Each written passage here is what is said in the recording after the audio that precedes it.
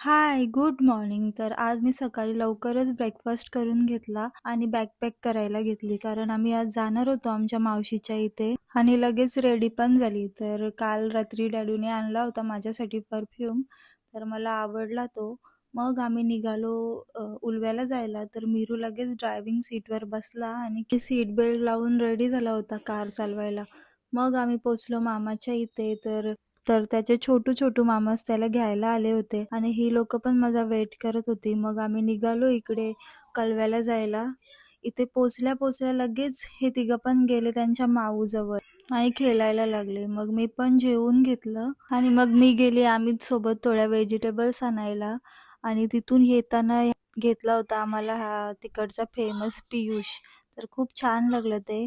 मग आम्ही घरी आलो आणि लगेच शॉपिंगला जायला पण निघालो. तर आमच्यासोबत मावशी आणि मामी पण होती. शॉपिंग करायला आम्ही आलो होतो ठाण्याला. शॉपिंग वगैरे केली. तर मीरू खूप वैतागला होता. मग आम्ही तिथे जाऊन ज्यूस वगैरे पिला आणि घरी यायला निघालो. घरी आल्यावर मस्त फ्रेश वगैरे झालो आणि लगेच जेवायला बसलो. जेवण नॉनव्हेज पण होतं, पण मी व्हेज खाल्लं कारण दुपारी मी नॉनव्हेज खाल्लं होतं. मग झाली यांची मज्जा मस्ती चालू. तर भेटूया उद्याच्या ब्लॉगमध्ये.